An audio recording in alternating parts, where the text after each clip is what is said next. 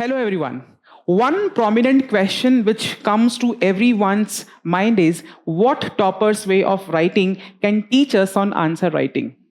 When aspirants seek clarity on how to write impactful answers, topper copies are often the go to source.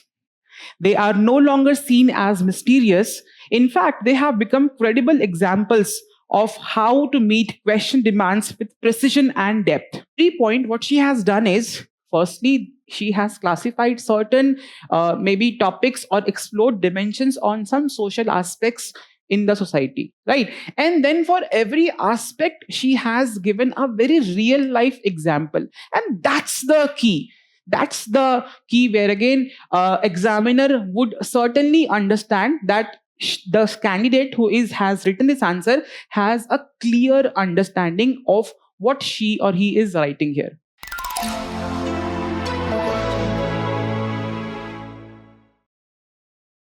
Hello, everyone. One prominent question which comes to everyone's mind is what topper's way of writing can teach us on answer writing? When aspirants seek clarity on how to write impactful answers, topper copies are often the go to source. They are no longer seen as mysterious. In fact, they have become credible examples of how to meet question demands with precision and depth. Let's talk about Aayushi Bansal, who didn't just crack UPSC once, she did it thrice. And in fact, in 2002, she secured an All India rank of 188. In 2023, she secured an All India rank of 97. And this year, of course, all of you know that All India rank of 7. So behind these ranks, there is a story of refined, consistent answer writing. Today, we'll try to figure out what we can learn from our answer writing samples, which not only reflect high scores, but also bring out smart writing practices that can guide aspiring candidates. Let's begin with a simple question.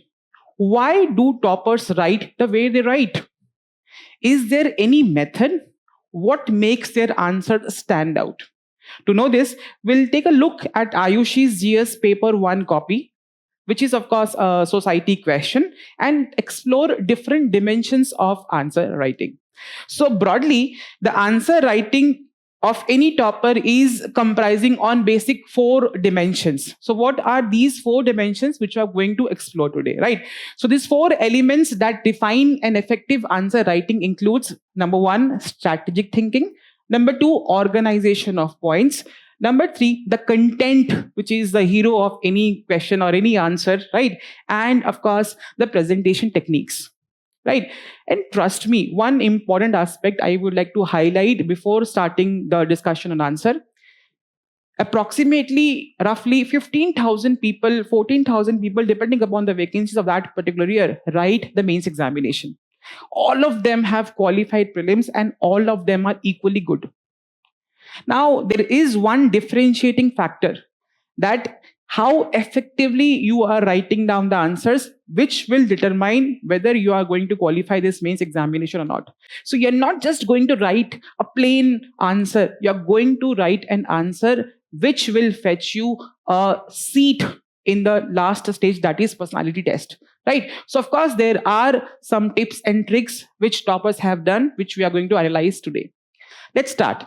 So the question firstly is, Indian cities are not only mimicking the social and cultural structures of inequality and exclusion found in rural areas, but are also creating fault lines for future conflicts discussed. Again, in paper 1, it is a society question. I have picked up this question specifically to tell that, of course, she was a sociology test series student at VisionIAS. And being a sociology student, sometimes it becomes really tough to differentiate a GS answer with a sociological answer. But there lies one other important aspect which every other aspirant who do not have sociology as an optional paper should take into account while writing a society answer. Of course, the subject is society. But many times, once you see the question in specifically from subject of society, they seem very general, because society is something which we see around us. That is what society is. But the kind of answers you're going to put up in that answer script will of course showcase your social skills and the kind of keywords which you are using, which is of course some sociological keywords that does not require any specialized sociological study. And this answer which she has written is going to certainly clear this doubt of yours also. So let's look at the question again. So whenever you see the question in question paper, one thing which has to be read, key question has to be read very thoroughly, right? So of course, if you're seeing, she has underlined a lot of points here. Indian cities underlined, right? I'll just make a clear visibility over here. Indian cities, she has underlined this point, are not mimicking the social and cultural structures of inequality and exclusion found in rural areas, but are also creating fault line for future conflicts. Discuss. Again, the important keyword here is discuss. Of course, every keyword, all of you must have understood till now that again, every keyword has a different way of writing down the answers. That is the only reason that again, there are different set of keywords in every question paper. So of course, by looking and understanding the demand of that particular keyword, this answer was written by her. And in fact, if you see, she has underlined all important demands of the question. Because certainly we know a lot of things about a particular topic when it comes to the form of question paper.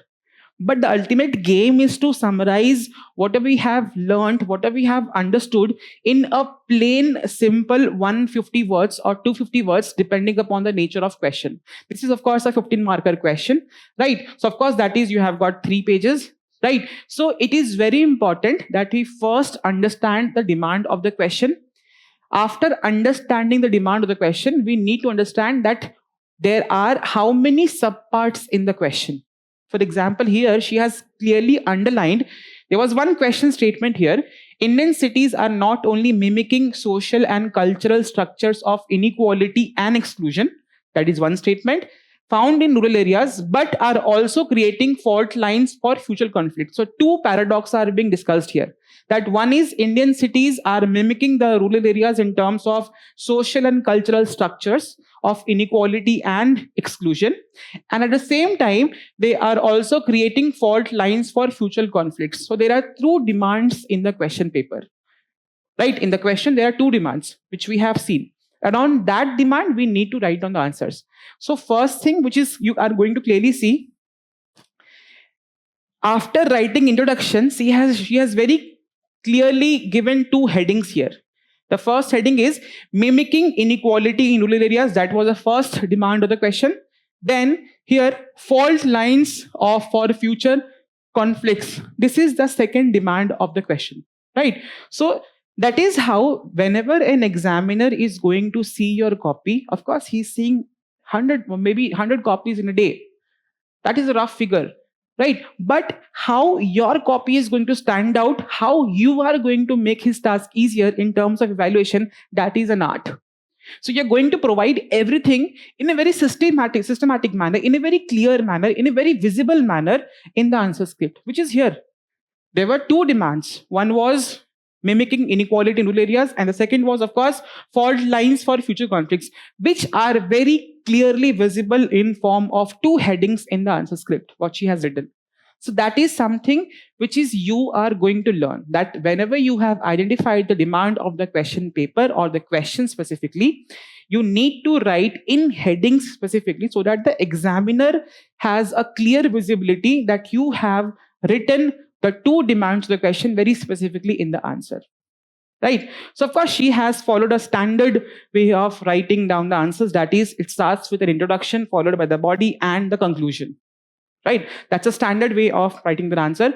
So, in introduction, what she has done is a very commendable thing. Right? So, in introduction, there are a lot of things. Right? So, Aayushi, in this particular answer, has begun the introduction by unpacking the duality of urbanization, modernization versus reinforcement of inequalities. Right? For example, if you see the introduction, urbanization is not just increasing proportion of urban population, but also an adoption of urban way of life.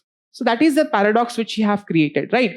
Then she immediately sets the tone that cities, while hubs of opportunity, are also marginally social, have some kind of what we call as social anxieties, right? And then it starts with the first part of the question paper or the answer, that is mimicking how are the urban cities are maybe mimicking, कैसे नकल कर रहे हैं the ideas of rural areas. And again, there starts the hero of the answer. That is again giving a social touch to a society answer. And again, this social topics or social touch you must have read while you're reading GS paper 1 syllabus, right? So of course, here instead of a linear way of writing down the answers, what she has done, she has divided it in certain kind of a themes, or maybe exploring dimensions of class, religion, caste, ethnicity, and gender, which is manifested in urban spaces as well. For example, if you see caste structure, example, discrimination in higher education institutions, universities are not uncommon in urban areas. Just like in rural areas, if there is discrimination, there is also a similar kind of thing happening in urban areas as well, right? And in every point, one beauty, if you see, that whenever you are writing a point in society, society is what? Something which is happening around us. All social phenomena happening around us. So what, for every point, what she has done is, firstly, she has classified certain maybe topics or explored dimensions on some social aspects in the society, right? And then for every aspect, she has given a very real life example. And that's the key. That's the key where again, examiner would certainly understand that the candidate who has written this answer has a clear understanding of what she or he is writing here. Why? Because for every point, sometimes point does not explain a lot of things, but again, putting up a real life example, which is very common happening around us, substantiates or validates your point to the very core. Right? For example, what she have written, cases of discrimination in IT firms. In IT firms, yes, there are discrimination on the basis of what we call as caste structures. It is happening. There are a lot of cases. And again, how she has come to this conclusion or this example, there are a lot of articles around this social phenomena which are coming up in newspapers. Right? So whenever you're reading newspapers, these are the kind of examples you need to pick out, which is going to substantiate or validate your point in a more substantial manner. Then the next dimension, of course, is of gender inequality. Right? So urban women face increased crime, leading to lower labor force participation than in the rural areas. Right? So we have seen that again, the less female labor participation rate, and again, one social phenomena which is attributed to it is what is of gender inequality. Again, a social keyword, right? And then class structure. So of course, class, of course, you must have read in society. Poors are excluded in slums and dilapidated housing. Example, Dharavi swamps. Okay, a very realistic example of Dharavi, right? Then religion, again, a social phenomena. Minorities face ghettoization, lower education and health and justice. Again, example of Justice Sachar Committee report. Then followed by ethnicity. Again, next social dimension, right? Segregation by laying tribe, right? Example, nature state. So this is how her use of relevant examples like slum exclusion of Dharavi, gender gaps in land access, and class-based marginalization, which shows strong prioritization and relevance to the case which is being discussed in that particular point.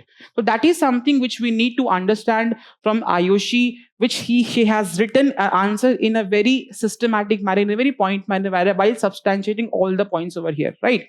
Then fault lines, then comes the second part. So I got very clearly identifying that this is where, and again, a heading ends. And this is where the next heading starts, which is clearly demonstrating that again, I am now going to address the second aspect of the question paper. For example, again, the Fault lines for future conflicts, that was a keyword here, which are also creating fault lines for future conflicts, right? So contrasting skyscrapers versus proliferating slums, which create relative deprivation sense, right? Then city-based riots due to maybe in heterogeneous population, example Delhi riots, very recent, right? So whenever, and again quoting, she has always quoted very recent relevant examples to the point which she is discussing, right? Scarcity of urban land leading to high prices on one land, which is of course visible in the form of golf course, farmhouses which are constructed. Then environment, again, look, a society answer, but again, she has not restricted herself to only one dimension. She has incorporated maybe an economic angle, a geographical angle of land, of urban land, of land being lesser in quantity. Then again, environmental angle, where again, solid waste management, industrial discharges, etc., are harming poor the most. For example, she has talked about the prominent problem of Delhi air pollution.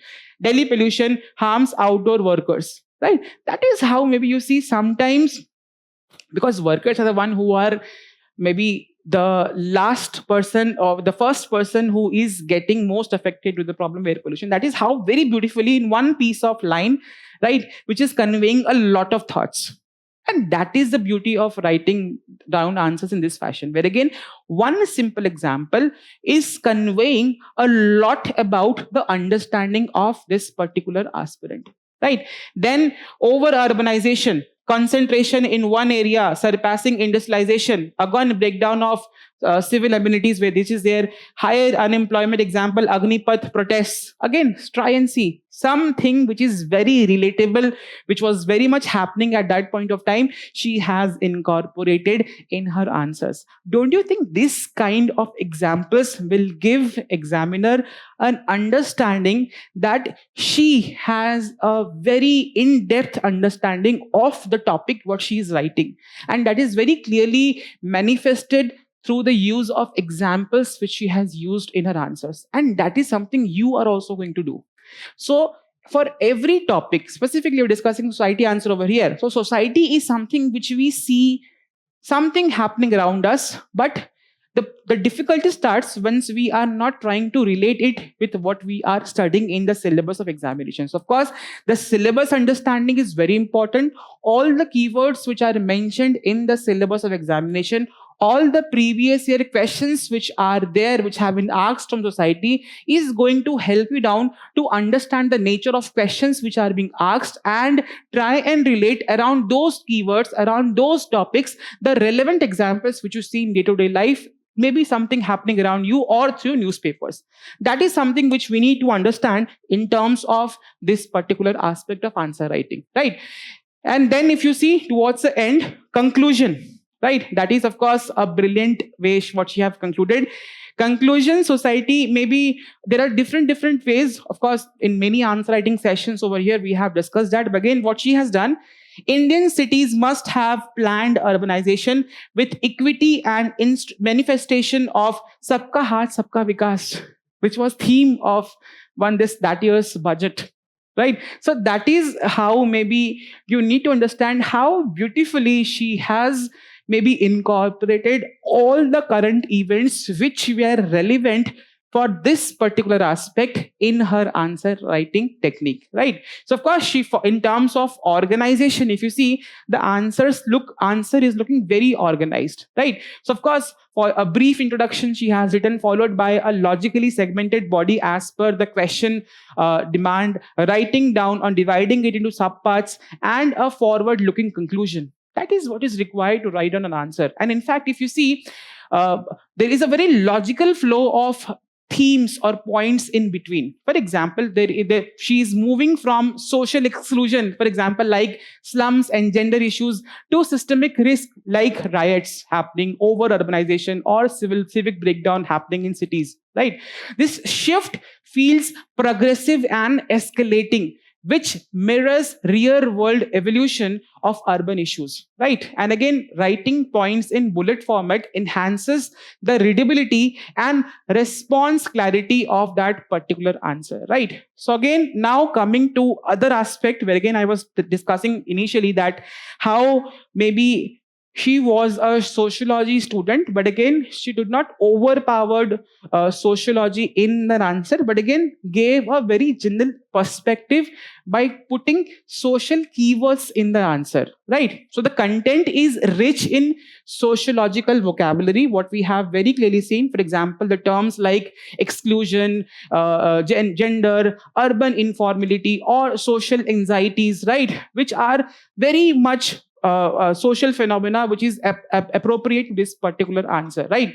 And the points which you have mentioned are multi-dimensional, right? And examples are very well selected and portrayed, right? For example, exclusion of Dalits in slums, that is happening in case of maybe caste-based thing. Then again, lack of gender sensitive planning happening in cities. Then again, environmental degradation in informal settlements. Then again, city-wide riots due to ethnic heterogeneity, right? Example, she has given example of Delhi riots.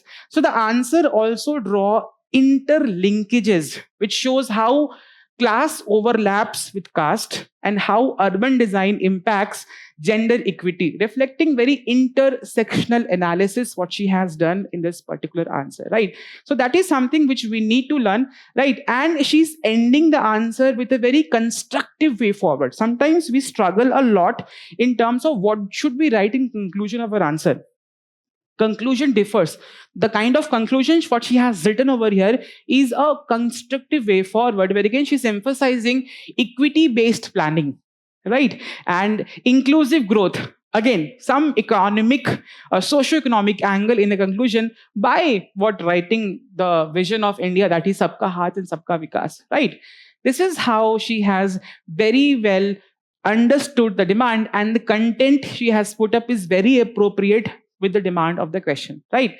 Now, in terms of presentation, right? So everywhere you have seen she has bulleted the sub points, spacing between the points is somewhere very much clear, right?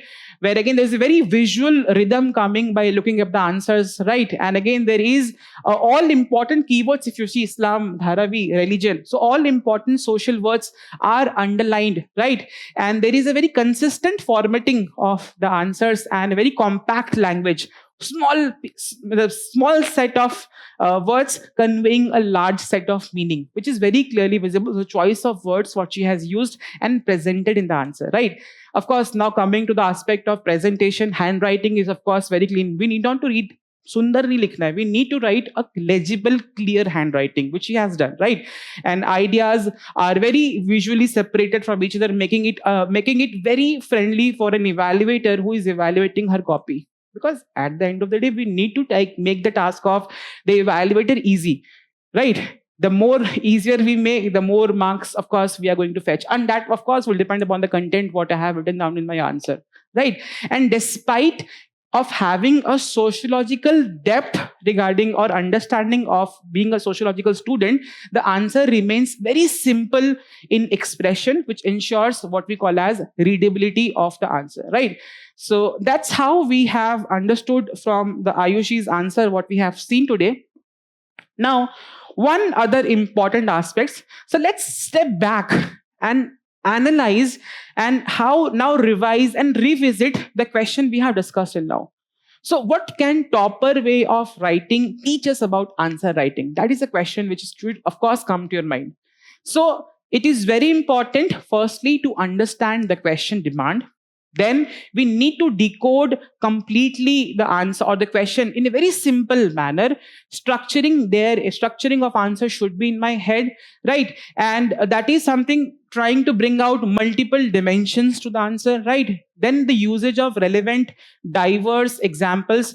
For example, social issues deserve contextual grounding, right? Keep it very crisp and presentable. End with hopeful solutions. Even critical questions need sometimes a constructive closure. That's what we have learned, right?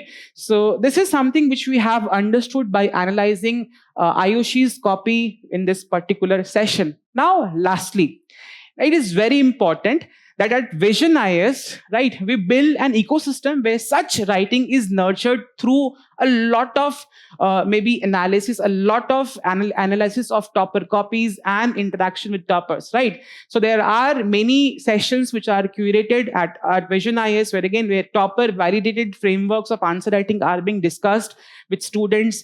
The mentors are helping students to in a very personalized format in terms of helping them in answer writing, right?